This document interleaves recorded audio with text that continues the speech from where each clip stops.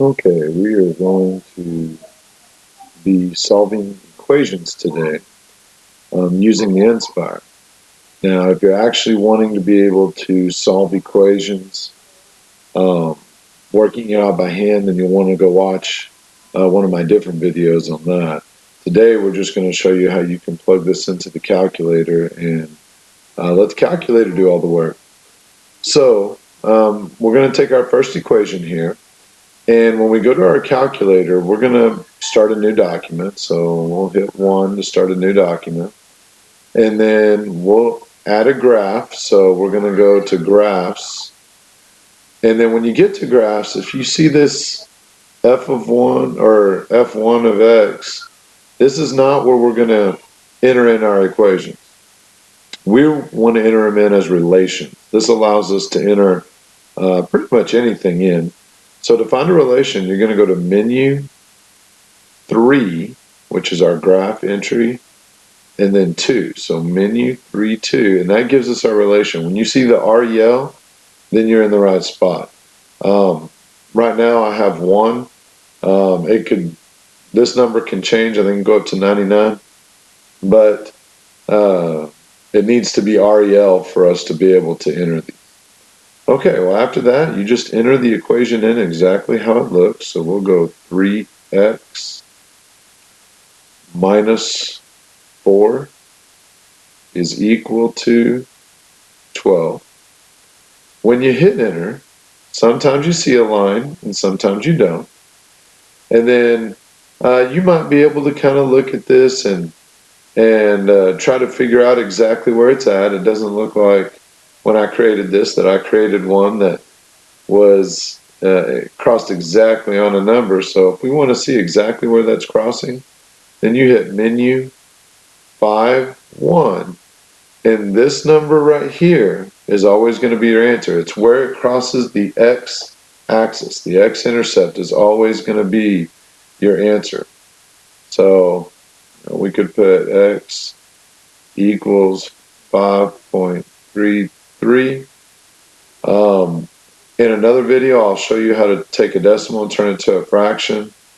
And then if you turned it to a fraction, it could equal 5 1/3.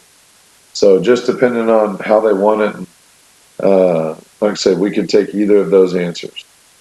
Okay. Take a look at the next one. So if I want to enter in a second one, well, what we're going to do is go Control, Document, and it brings up a brand new document. And so we'll hit Graphs, Menu, 3, 2, which gives us our relation. You can see now it's changed to a 2. And then we'll type this in. So we'll go 4 parentheses x minus 5 close parentheses equals 2x plus 12. Okay, once again, when you hit enter, you might see a line, you might not. So in this one, we did not see it. And the reason is because this x-axis goes from -10 to +10. So it means the answer in one direction or the other is bigger than -10 or 10. So we'll hit Menu 5.1, and once you hit Menu 5.1, then it will take you straight to the answer. And so it's where it crosses the x-axis, which is 16. So our answer here is x equals 16. And then this last one, it can handle fractions.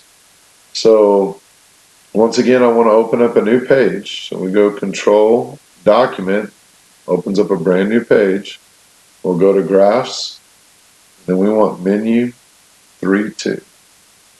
And so once we get that relation, once again, you know that you're good. So we're going to go 6 equals.